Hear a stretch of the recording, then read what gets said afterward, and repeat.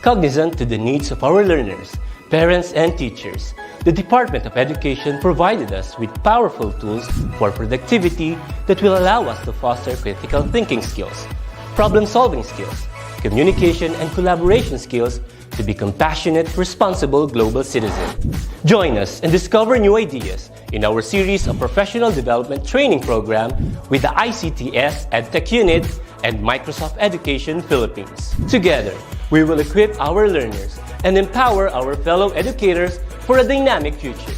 Para sa bata, para sa bayan, at para sa guro. Sulong Edukalidad.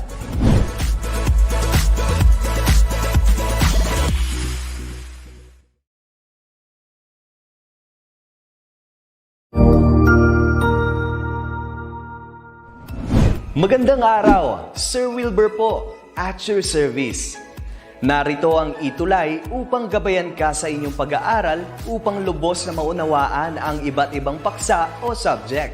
Ang ETUlay ay isang free online tutorial class na pinangungunahan ng ICT's Educational Technology Unit sa pamumuno ni Undersecretary Elaine Del P. Pascua. Ang programang ito ay hindi lamang para sa mga bata, kundi ito rin ay magsisilbing gabay sa mga magulang at mga guro kung paano nila ituturo o gagabayan sa bawat asignatura ang kanilang mga anak o mga estudyante.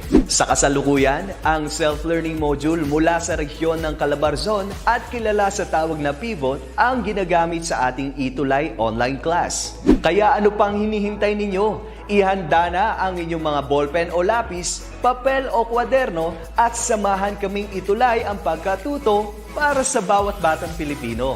Sama-sama tayong magtutulungan para malampasan ang mga hamon sa panahong ito. Halina't matuto kasama ang inyong online tutor sa oras na ito.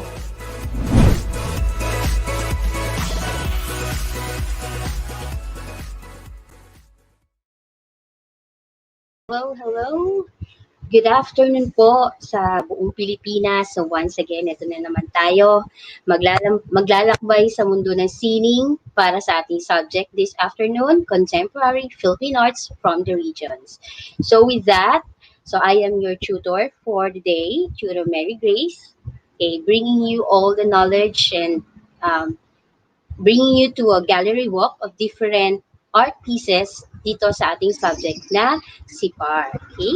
So, before I proceed, I would like to say good afternoon also sa aming SDS, Dr. Elias D. Alicaya, SDO Quezon, sa aking school head, Dr. Carla Marie D. Carandang of Quezon Science High School, okay, and sa lahat po ng mga teachers, parents, at higit sa lahat mga estudyanteng nanonood.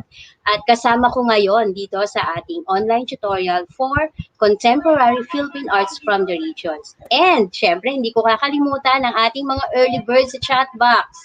Good afternoon, Ma'am Marilu Don Taminaya, Ma'am Gian Alida Florentino, Ma'am Isusa Jose, Ma'am Maria Jean Ladisla Mandap, Ma'am Mary Jane Bedasua, and Ma'am Alma. Hi, Ma'am Alma. Good afternoon po, my former colleague at Luksuhin Integrated School. And syempre sa mga estudyante ng Quezon Science High School, nakasama ko din ngayon dito sa ating online tutorial for ETUlay. Alright, so last week, week 6, we talked about the materials and techniques of contemporary arts. But we only talked about the materials. So I said na part 2 niyan ngayon, this week, ay yung mga techniques, okay, used by different contemporary artists. Alright? So we have the same MELCs, okay, and for that, for the reference, we use the module, okay, developed by the Division of Cagayan de Oro City. So thank you very much for this reference, mga moms and sirs, for this module. And then, these are our MELCs for this week. So it's the same as last week, so I will not linger on this any longer. And for our objectives, may napadagdag pong isa, which is number 4, apply artistic skills in the process of creation. However, maybe probably due to the limited time that we have, okay, I will be able to show you a process of creation, okay, applying the materials and techniques, using the materials and applying techniques in our next episode, all right? So last week, Okay, we have these learnings. Okay, the materials used by contemporary artists, and syempre, the classification of arts based on materials used. So natutunan natin na arts is not only classified by the technique or the different schools, no? Pero based din sa mga materials na ginagamit ng mga artists. So this time around, we'll be moving on to the techniques used by different artists in contemporary arts. But let's play a game first. So I would like to call this game Two Truths and a Lie. Yeah. I hope that many of you are familiar with this game, no? So I'll be showing you statements, and you're going to judge which of those statements, two of them, which two are truths or factual, and which one is a lie. Okay, so you're going to guess. So there will be three statements, kaya sa ating chat box, i-type nyo lang kung alin ang two truths, kahit letters lang, and then aling letter ang nagre-refer sa isang lie. Alright? Are you ready? So for each item, again, you're given 5 seconds to type in your answer in our chat box. Okay, so once again, good afternoon po kay Ma'am Lang D and Ma'am Betsky Gomez, Ma'am Vanessa Grace Mercene. Thank you very much for joining me this afternoon po. Okay, so let's proceed with our first item for two truths and a lie. All right, for this one, okay, we have this piece of art. Okay, it's a wood carving. Okay, here are the statements. Carving involves materials like wood, soap, and candles. Letter B, carving is an art technique. And letter C, malleability is not a factor in choosing a carver's material. So, alin kaya sa tatlong statement na yan ang truths at alin ang lie? Are you ready? 5 seconds? Go.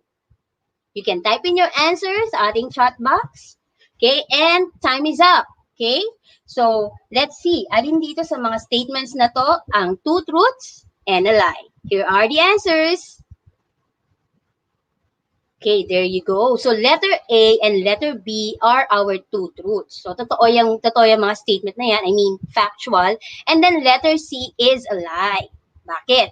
Yung malleability kasi, mahalaga yon sa pagpili ng material ng isang carver kasi kailangan niya i-consider yun. Kailangan niyang malaman kung yung isang material na pipiliin niya ay kaya nga ba niyang pag-applyan ng kanyang carving skills, di ba? So, it's an important factor in choosing a carver's material. So, sabi ni Michelle Armenta Rodrigueza, A and B, true, C is a lie. And ma'am, you are correct. Let's proceed to item number 2. And this is our featured artwork. Okay, so that is paper weaving. Here are our statements. Choose which are two truths and which is a lie. Letter A, technique allows the artist to manipulate materials. Letter B, technique alone defines the artist's piece of work. And letter C, technique allows the artist to communicate the desired concept or meaning. Okay, there you go. 5 seconds starts now. Okay, so you can type in your answer in our chat box. And here are the answers for this item. All right, so letters A and C are our two truths, while letter B is a lie. Okay? Letter B, technique alone defines the artist's piece of work. Syempre hindi. Kasi last week na sabi natin, yung materials, okay, it contributes dun sa total impact ng piece of work ng isang contemporary artist. Kahit hindi contemporary artist. So, technique alone cannot define the artist's piece of work. Okay, marami tayong dapat consider if we would like to define, if we would like to get the meaning of a certain piece of work. Hindi lang yung technique. So that is a lie. Okay, and letter A and C are the two truths. There you go. Now let's proceed to the third item. So si Ma'am Marilu Dove Taminaya, she said A, C, truth, B, lie, and ma'am, you are correct. Okay, letter C, number 3, our last item. Okay, and this is our featured artwork. Okay, it's very familiar to us, right? It's a tattoo. A tattoo of the sun with 1, 2, 3, 4, 5, 6, 7, 8 rays, no? So let's see the statements. Letter A, technique involves no tools. Letter B, technique ranges from traditional to the most contemporary. And letter C, every artist has his or her own technique and style. There you go. Are you ready? You can start typing right now.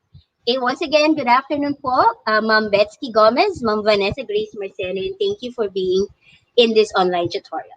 Okay, what are the answers for this two truths and a lie item? Let's see. There it is. Letter C and B are our two truths, and letter C is a lie. Okay, so technique involves no tools. That is almost saying it's impossible, di ba? Kasi when you say technique, you are manipulating, you're not just manipulating the materials, but applying your skills. Okay, so there should be tools. Now, even the hands of the artist are considered tools. So kahit nga as simple as a tattoo, it still involves tools. Okay, so that's why technique involves no tools is a lie. Okay, Ma'am Michelle Armenta Rodriguez, BC, true lie, a lie. Of course, ma'am, you are correct. Okay, there you go. So, and that ends our game of two truths and a lie. I hope you got a perfect score of 3.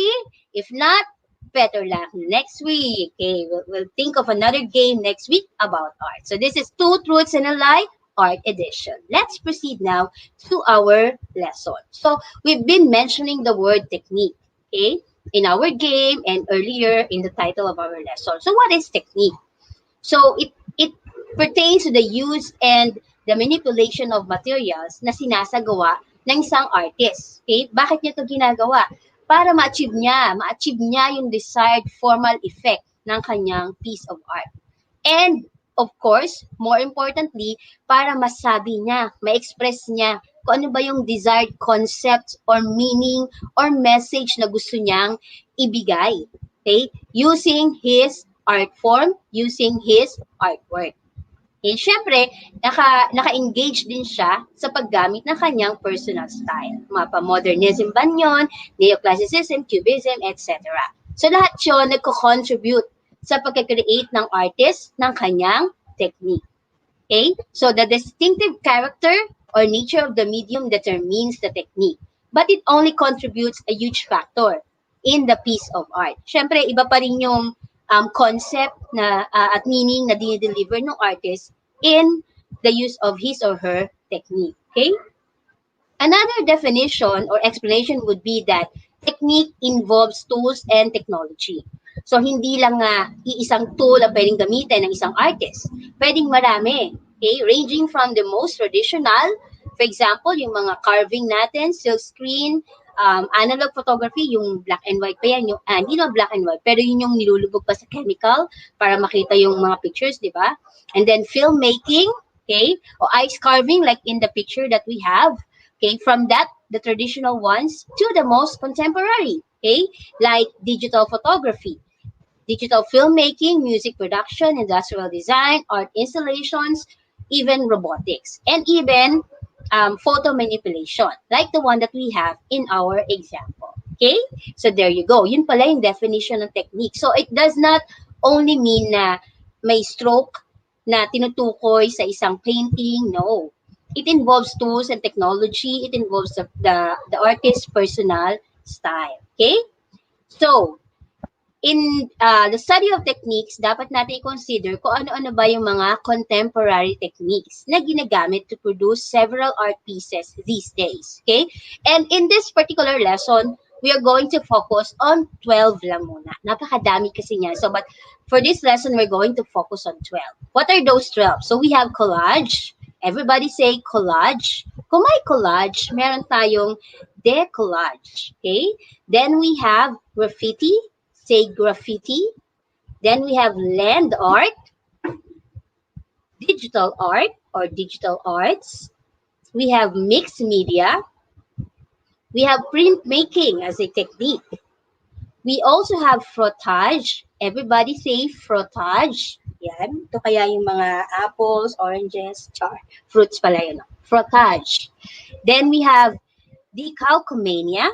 Okay, so kung familiar kayo sa decals, Ayan, so nandun kayo sa decalcomania technique. Then we have decoupage, okay, decoupage and eggshell mosaic. And finally, we have trapunto or trapunto painting technique. So these 12, yeah, these are the most common techniques in contemporary arts na na-experience natin ngayon, kundi man nagagawa natin even in our class. Lalo na yung collage. Hindi lang sa art subject yan nagagamit. Okay? Sa iba't ibang subjects, di ba? Nare-request tayo ng mga teachers. Nare-request kayo ng mga teachers inyo, halimbawa, na maggawa ng mga collage. Kapag nag-aral kayo, let's say, tungkol sa isang story. Oh, magagawa kayo ng collage tungkol sa meaning ng story na yon. So, these are some of the popular techniques in contemporary arts. Okay? So, let's take a look at each one of them. So, first, we have collage. So, it is a technique, okay, that is made from the assemblage of different forms, thus creating a new whole. So, usually, when you speak of collage, it includes clippings or cutting pictures from colorful magazines and newspapers with ribbons, paints, bits of colored or handmade papers, o kaya may mga kasamang artwork or text. Pero kapag pinagsama-sama mo yan, by gluing them together on a piece of paper or canvas, saka mo makikita yung collage. Dapat when they come together, okay, there will be a new image. Okay? A new meaning will arise from these different cutouts. Okay? So here is an example. Diba? So these are different cutouts, but when they were pieced together, it's like an interior designer's presentation. Kung ano bang gusto niyang mangyari sa isang uri ng niloloob ng isang bahay, kung may client siya, halimbawa. Diba? So this is an example of a collage. So remember, ang collage is you make use of pictures and then you glue them together. Hindi kailangan na sakto yung mga shapes. Actually, pwede ka nga magpatong-patong. You just glue them together to form a whole new, an entirely new image. That is a collage. Okay, now kanina, nabanggit natin na meron tayong tinatawag na decollage. Ito naman yung exact opposite ni collage. Okay? So it is created by cutting, treating away, or otherwise removing pieces of an original image. So decollage, from the French word, same word, which in English means to take off, to become unglued, or to become unstuck. Okay? So pinaka-popular dito yung cut-up technique. Okay? Halimbawa, meron kang poster na pinatungan mo ng poster na pinatungan mo ulit ng poster. Let's say, 5 posters na pinagpatong-patong mo. Then you're going to rip off some parts. Okay? Yung pinakang final output mo noon, after mo mag-beast mode, doon sa pinagpatong-patong mong poster, yun yung decollage. That is an example. Pwede rin naman, sabi dyan, treating away. Meaning, you can use chemicals na nagbe-melt away ng part ng isang poster, for example, okay, para magkaroon siya ng kakaibang effect dun sa iyong final decollage. Okay, so you can also use other cutting materials. Okay, siguro gamit ka ng katana, no, ala Kenshin Himura, para makat off yung ilang part to finally create your decollage. So it is the exact opposite of collage. Collage, you just glue them together to form an entirely new image. Pag decollage naman, patong-patong, tapos rip some part, tear off some part, then you produce your decollage. So kung galit ka pala, pwede mong gawin to, no? Magdikit-dikit ka na sa damakmak na poster. So nangyayari ito sa mga, halimbawa, patong-patong na yung wallpaper mo sa bahay. Siyempre, nakakatamad magtanggal, no? Magpatong-patong ka ng wallpaper. Lagyan nyo ng hiwa-hiwa yun. Kung let's say, naka-20 ka, 20 pieces na wallpaper, lagyan nyo ng hiwa-hiwa yun. Tapos iba-iba siya ng color. Magkakaroon ka na instantly ng decollage. Hindi mo na kailangan maglagay ng panibagong wallpaper. Okay? Magpunit-punit ka lang doon. Meron ka ng design sa iyong kwarto. O yan, DIY pala yan. So that is decollage for you guys. Okay? So let's proceed.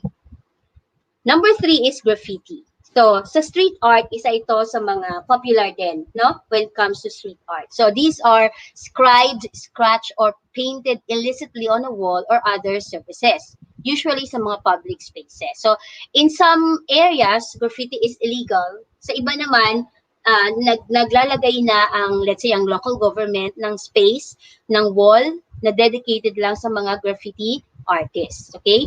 The graffiti artist may express underlying social and political messages. As always, parang pag walang mensahe yung graffiti mo, hindi yan graffiti, dumi lang yan sa pader. Ano? And a whole genre of artistic expressions. Okay? And they usually use spray paint. Okay, graffiti styles. For example, ayan. So, meron yung empty wall. If you're a graffiti artist, maglalagay ka lang dyan ng iba't ibang images, okay, using different colors, different strokes, even different kinds of paints. So, ang pinaka-popular nga is spray paint. So, yun yung madaling gamitin, no?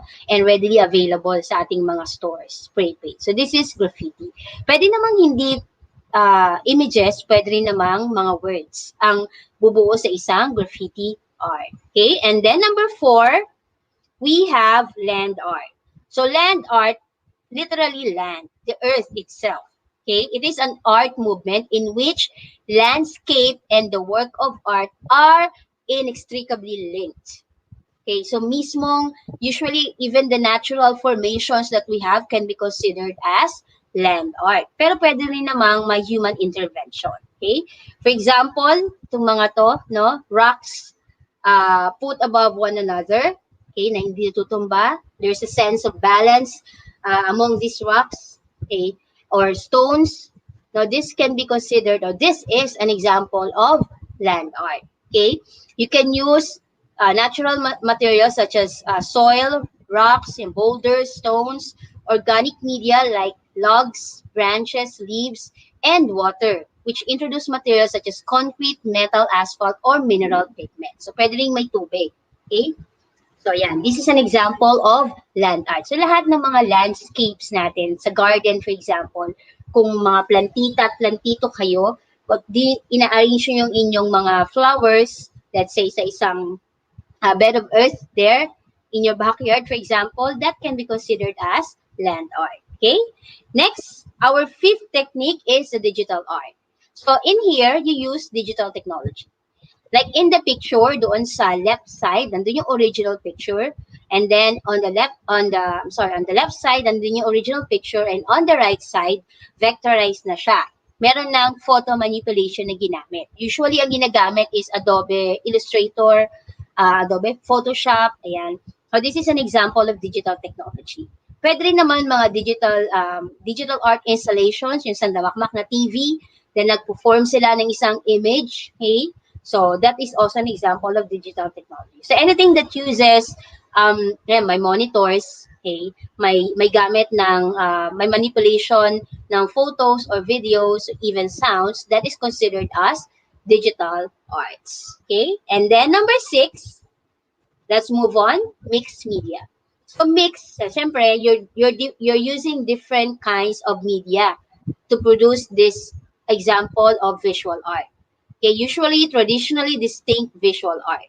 Okay, for example, yung mga work on canvas that combines paint, ink, and collage. Later on, in our last technique to be discussed, malalaman natin yung isang example ng mixed media. Okay, na pinasikat ni Miss Pasita Abad. Okay, so in mixed media, many effects can be achieved by using mixed media. So found objects can be used in conjunction with the traditional artist to attain a wide range of self-expression. So let's say you're a really gifted artist and you can use different media, different materials. So you are in the mixed media technique. Okay, there you go. Let's proceed to number 7. So this is an example of mixed media art. Okay, so this is a Buddha in trash, something like that. Nawala kasi yung title eh. Na-stretch ko masyado yung picture. But you can see it's in Creative Commons. It's a nice example of mixed media. Moving on to number 7 is printmaking. So this is a process of making artworks by painting, normally in the paper. So the prints are created by transforming ink from a matrix or through a prepared screen, like a silk screen, to a sheet of paper or other material. For example, I'm not promoting artwork, pero dito sa particular store na to, meron silang iba't ibang wallets na may iba't ibang artwork. But actually, hindi lang sa shop ng artwork, even in other stores, no? So, natatransfer yung printed art, okay, sa isang canvas. Tapos tinatahi siya into wallets or bags, pwede rin sa t-shirts. That is print making. Okay?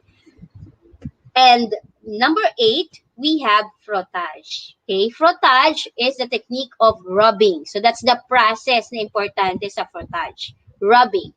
Rubbing with crayon on a piece of paper which has been placed over an object or an image. Ginagawa nyo to ng bata kayo, yung piso, papatungan ng papel, tapos kokoloran sa ibabaw yung papel. So nababakat si Jose Rizal doon sa papel. That is an example of frottage. Okay? So this impression of the image can be created using leaves. Yan, isa sa mga project namin ng elementary at high school. Pwede ring woods, wire screen, or metal with embossed image or words. Okay? So that is frottage. We have here an example. So gumamit siya ng iba't ibang uri ng materials, nilagyan ng color sa ibabaw, and then na-produce yung isang artwork na yan, which is called the frottage technique. Alright? So, ginagawa nyo na yan. Ngayon, alam nyo na yung tawag. Oh, I can do frottage. Kuha ka ng piso, kakoloran mo. There you go. You have a frottage. Diba? Okay. The number 9, we have decalcomania. Okay?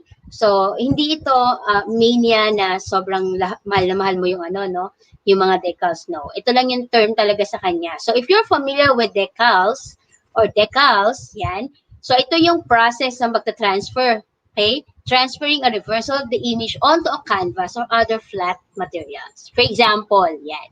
May decals ka ng isang, ano ba to? A squirrel, okay, with different chestnuts ba yan? Okay, tapos ita-transfer mo siya doon sa laptop mo, okay? Para magkaroon ng design yung, let's say, usually plain design ng mga laptop. That is decalcomania. Okay, usually use the process of applying gouache to paper or glass. Okay, pwede ring stickers. So this is an example of decals. So, and this is decalcomania technique. Okay. Moving on to number 10. We have decoupage. Everybody say decoupage. So meron tayong collage, decollage, meron tayong frottage. Now we have decoupage. So it is done by adhering cutouts of paper and then coating these with one or transparent coating of varnish. Okay, 1 or 2 transparent coating of varnish. For example, ayan. So, cut out ka ng papel, didikit mo siya sa kung saang surface mo pwedeng gustong maglagay ng decoupage, tapos lalagyan mo ng varnish, okay, para magdikit-dikit siya at hindi masira yung visual impact ng mga kinut out mong mga papel. So, this is an example, what you have here in the right side of the screen, no? A decoupage ng isang mannequin, okay? Pwede rin yan sa mga bottles if you want to put designs on your vases, di ba? Sa mga, ano pa ba? Sa mga walls ninyo na made out of glass. Yan, pwede kang maglagay doon. Yan. So, but this is different from paper mache. So, decoupage siya dapat, para siyang collage din, kaya lang this time around, gagamitan mo siya ng coating ng varnish. Bakit varnish? Para hindi mawala yung visual impact ng cutout papers mo. Okay? That is the technique of decoupage.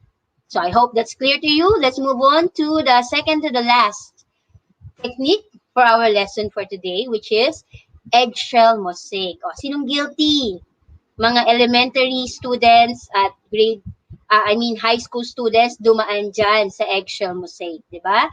It is an artistic technique na gumagamit ng tiny parts of an eggshell to create a whole image or object.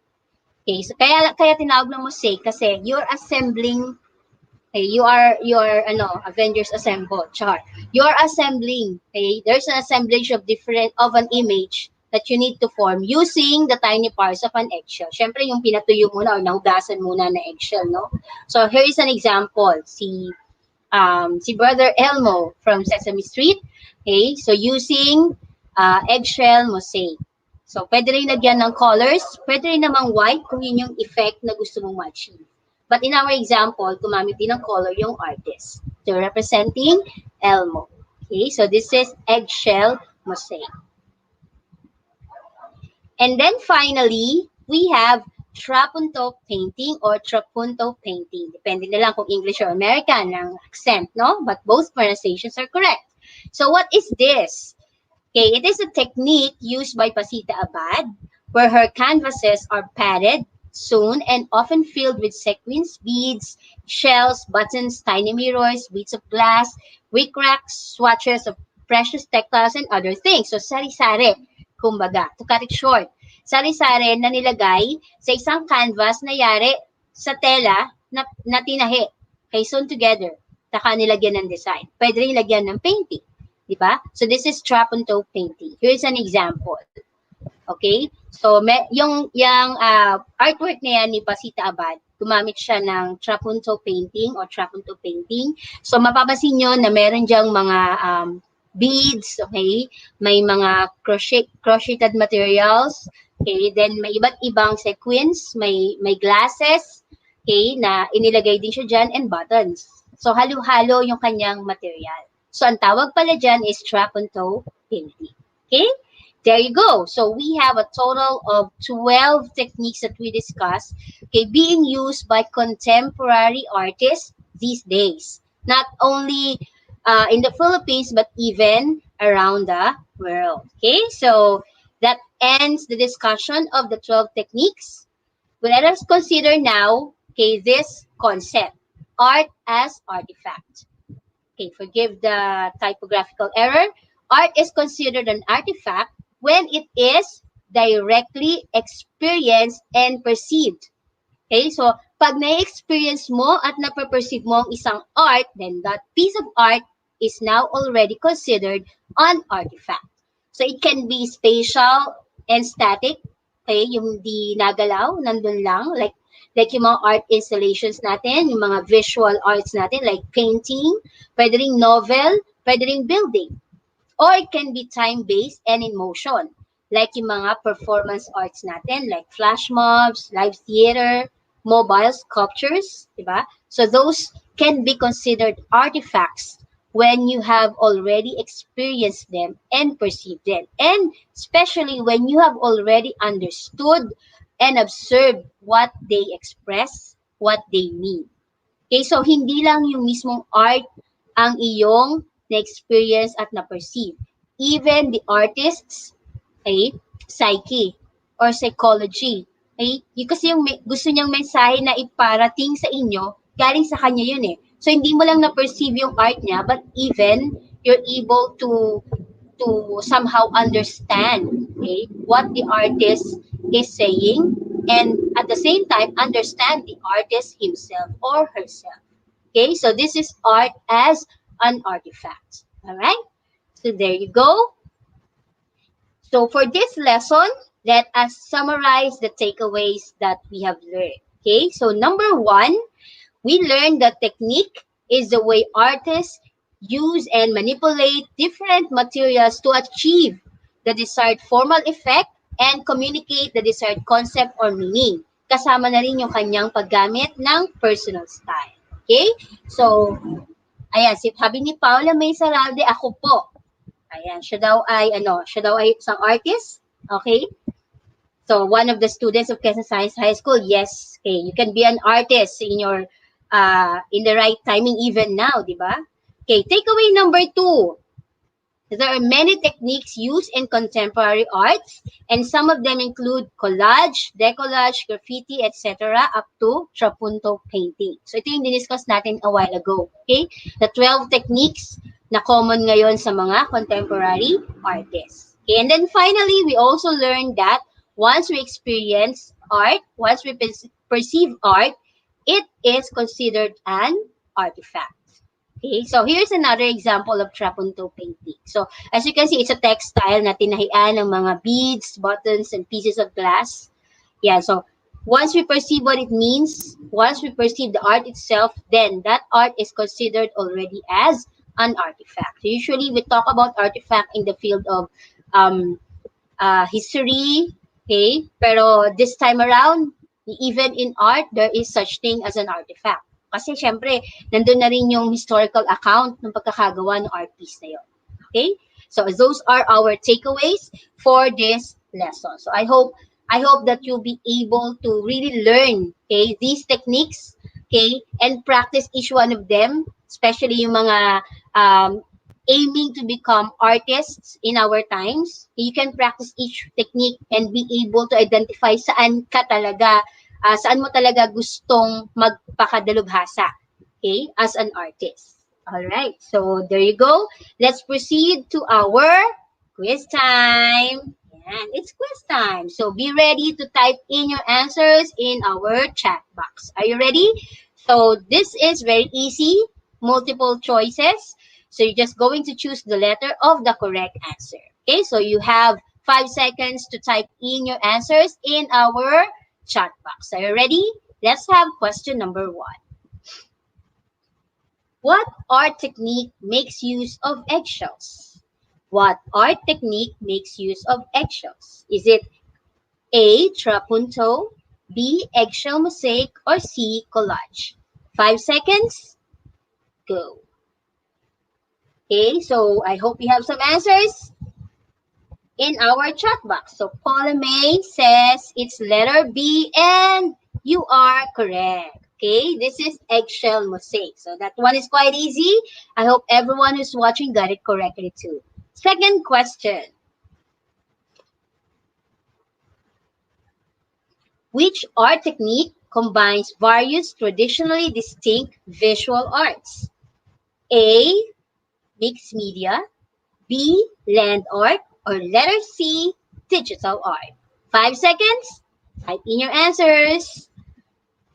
Okay, Ma'am Michelle, you're also correct for number 1. For number 2, the correct answer is letter A, mixed media. So it combines lahat ng mga visual arts na napag-aralan natin previously, no? We call it mixed media. The technique is called mixed media. Okay? The answer is letter A, and again, Paula, you are correct. Okay, so you have 2 points already. Very good. Number 3. This is our question. Blank painting makes use of padded canvases that are filled with sequins, beads, etc. Choices are A, graffiti, B, trapunto, or C, decoupage. 5 seconds. Type in your answer now. And the answer, oh yes, Ma'am Michelle, you are correct for number 2. That is letter A. The answer for number 3 this time is letter B. We call it trapunto or trapunto painting. Okay, so hindi na karaniwang canvas ang ginagamit kung hindi textile na tinahi-tahi, nilalagyan pa ng foam, tapos lalagyan ng iba't ibang design. We call it trapunto painting. Okay, and again, Paula May got it correctly. Letter B is correct. Let's proceed to number 4. What process produces a frottage using a crayon on a paper placed over an object or an image? Again, what process produces a frottage using a crayon on a paper placed over an object or an image? We're looking for the process. Letter A, rubbing, B, sketching, C, printing. 5 seconds. Type in your answer right now. Okay, so good afternoon once again to Ma'am Michelle Armenta Rodriguez and Ma'am Marilu Dove Ma'am Marilu Dove. Let me get that. Yeah, Taminaya and Sir Ariel Mendoza, thank you for being with us today. Okay, so the answer for number 4. Okay, the answer for number 4 is letter A, rubbing. So that is the process used in the technique called frottage. Okay, you rub the crayon over the paper that is placed over an object or an image. Ginagawa natin sa piso nung bata pa tayo, ano? And okay, we have Ryle Ian Ongay who answered letter C. Sir, that is correct. Okay, Ma'am Michelle, your answer a letter A, letter 4C for Sir Ryle Ian. That is wrong. The answer is letter A. It should be rubbing. Ma'am Michelle got it correctly. Okay, and again, Paula got it correctly. So Paula and Ma'am Michelle, you're 4 points each. Very good. Okay, thank you for staying up to this point in our online tutorial. And the last question for our quiz time. Which technique is the opposite of collage? Choices: decoupage, digital art, or decollage. 5 seconds. Type in your answers now. Okay? Alin kaya yung opposite ng collage? Uncollage? Let's see. The answer is letter C. The opposite of collage is decollage. Okay? And again, Paula May got it correctly, and Mom Michelle got it correctly too. The answer for number 5 is letter C, decollage. So you got a perfect score, Mom Michelle and Paula. You got a perfect score of 5 in our quiz time, which means that you're able to learn, okay, that the takeaway, the techniques that we discussed earlier in our online tutorial lesson. Okay, and of course, this may be the end of our lesson officially, but I would like to leave you with a quote, as usual, this time coming from Steve Jobs. So he said, "The greatest artists like Dylan, Picasso, and Newton risked failure. And if we want to be great, we've got to risk it too." So even though there are hundreds of techniques that you can use and you fail at one, you can still get up and try again. You have to risk failure if you want to be great, not just in the field of arts, but in the field of life and living. Okay, so let's listen to what Steve Jobs said about taking risks. It's even in the field of arts, that is very important. Okay, so my online tutorial class, that is our lesson for today. Once again, thank you for being with me in our online tutorial for CPAR, Contemporary Philippine Arts from the Regions. I'd like you to watch out tomorrow for our Wednesday morning habit. Thank you very much, guys. See you again next week.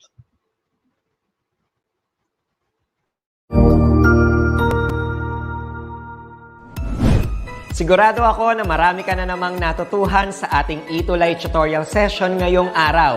Tandaan, ito ay hindi lamang para sa ating mga mag-aaral, kundi pati rin sa ating mga minamahal na guro at mga magulang na kaagapay natin para maituloy ang pagkatuto sa kabila ng nararanasang pandemya.